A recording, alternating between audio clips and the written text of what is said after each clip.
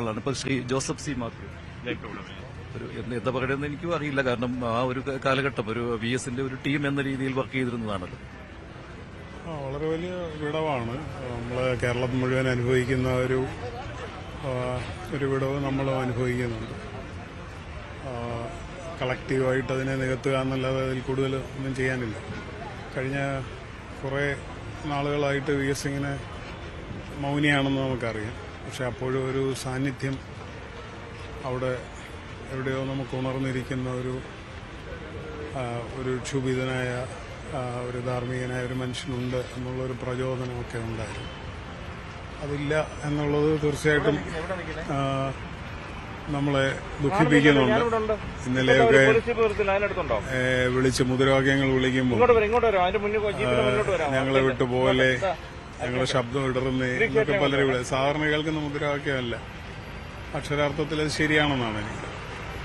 പക്ഷെ അത് നമ്മൾ പറഞ്ഞുകൊണ്ടിരുന്നിട്ട് കാര്യമില്ല. നമ്മൾ അദ്ദേഹം തന്നെ കാണിച്ചതുപോലെ ആ ഊർജ്ജം ഉൾക്കൊണ്ട് മുന്നോട്ട് പോവുക എന്നുള്ളതാണ് നമുക്ക് ചെയ്യാവുന്നത്. VS ഏറ്റെടുത്ത പല പോരാട്ടങ്ങളിലും ഒപ്പം പ്രവർത്തിക്കാൻ കഴിഞ്ഞിട്ടുണ്ട്, പലതിലും താങ്കൾക്ക് കഴിഞ്ഞിട്ടുണ്ട്. പക്ഷെ ഇപ്പോൾ പലരും അനുസ്മരിക്കുന്നത് അദ്ദേഹത്തെ വിശ്വാസത്തിലെടുക്കുക ബുദ്ധിമുട്ടായിരുന്നു എന്നുള്ളതാണ്. അപ്പോൾ VSന്റെ മൈൻഡിനൊപ്പം നിൽക്കുവാൻ സാധിച്ച ആ ഒരു കാലമുണ്ടല്ലോ. നമ്മൾ അദ്ദേഹത്തിന്റെ പിറകിൽ നിൽക്കുകയാണ് ചെയ്തത്. അദ്ദേഹം ഒരു വലിയ പ്ലാറ്റ്ഫോമാണ് എന്ന് മാത്രമല്ല, ഒരു 10-25 വർഷം മുമ്പ് നമ്മളവിടെ ചെല്ലുമ്പം നമ്മളെ മോൾഡ് ചെയ്തെടുത്തതും അദ്ദേഹമാണ് എന്ന് പറയാം. അപ്പോൾ അതുകൊണ്ട് അതിനോടൊപ്പം നിൽക്കാൻ കഴിഞ്ഞു എന്നുള്ളത് ഒരു വലിയ അവസരം, വലിയൊരു ഭാഗ്യം ഒക്കെ ആയിട്ട് കാണും.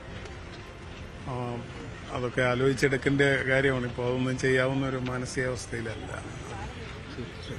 ശ്രീ ജോസഫ് സി മാത്യു, കേരളത്തിന് അറിയാവുന്ന കാര്യമാണ്. ജോസഫ് സി മാത്യുവും VSും തമ്മിലുള്ള ബന്ധം. അദ്ദേഹത്തിന്റെ സ്റ്റാഫിലുണ്ടായിരുന്ന ആളാണ്. അദ്ദേഹത്തിന്റെ പല പോരാട്ടങ്ങളുടെയും പിന്നണിയിൽ ഉണ്ടായിരുന്ന ഒരു വ്യക്തിത്വം കൂടിയാണ് ശ്രീ ജോസഫ് സി മാത്യു. അങ്ങനെ ഒട്ടേറെ പേർ, ഉദ്യോഗസ്ഥ പ്രമുഖരായിരുന്ന പല ആളുകളും ഇവരെല്ലാം എത്തിയിട്ടുണ്ട് ഇവിടെ VSന് ആദരാഞ്ജലി അർപ്പിക്കുന്നതിന് വേണ്ടി. ഇപ്പോൾ കാണുന്ന നമുക്ക് ക്യൂവിന്റെ ഒരു അറ്റം നോക്കാം. ഇപ്പോൾ നേതാക്കളെക്കാൾ കൂടുതൽ ഇപ്പോൾ സാധാരണക്കാരായ ആളുകൾ കൂടുതലായി എത്തുന്ന കാഴ്ച. ഇപ്പോൾ north gate, second north gate, അവിടെയാണ് ഇപ്പോൾ അവിടുന്ന് കടന്നുവരുന്ന ആളുകളെയാണ് ഇപ്പോൾ കണ്ടുകൊണ്ടിരിക്കുന്നത്. ക്യൂ വെളിയിലേക്ക് നീങ്ങുന്നു.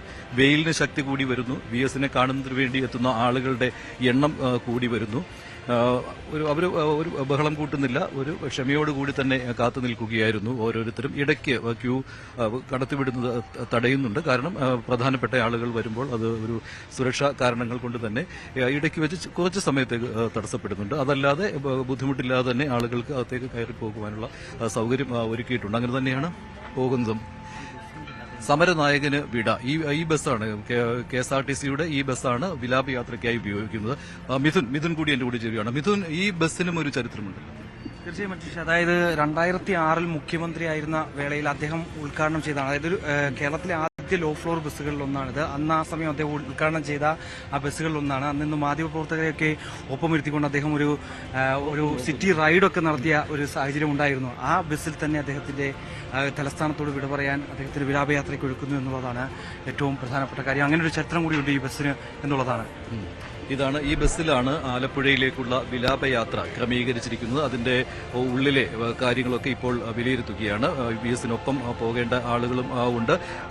CPMന്റെ ജില്ലാ സെക്രട്ടറി വി ജോയ്, അദ്ദേഹവും ഇവിടെ എത്തി ഈ ബസ്സിലെ സൗകര്യങ്ങൾ എങ്ങനെയാണ് ക്രമീകരണം വേണ്ടത് എന്നൊക്കെ വിലയിരുത്തിക്കൊണ്ടിരിക്കുകയാണ്. നേരത്തെ മിഥുൻ സൂചിപ്പിച്ചതുപോലെ തന്നെ VS ഉദ്ഘാടനം ചെയ്ത ബസ് എന്ന് പറയാം, ആദ്യ ലോ ഫ്ലോർ ബസ് അല്ലെ, തിരുവനന്തപുരം നഗരത്തിൽ 2006 അന്ന് അദ്ദേഹം കേരളത്തിന്റെ മുഖ്യമന്ത്രിയായിരുന്നു. ആ സമയത്ത് അദ്ദേഹം ഉദ്ഘാടനം ചെയ്ത ബസ്സാണ്. അവിടെയാണ് ഇപ്പോൾ സമരനായകന് വിട എന്ന് എഴുതി വെച്ച് VSന്റെ മൃതദേഹവും വഹിച്ചുകൊണ്ട് ഈ വാഹനമായിരിക്കും പോവുക.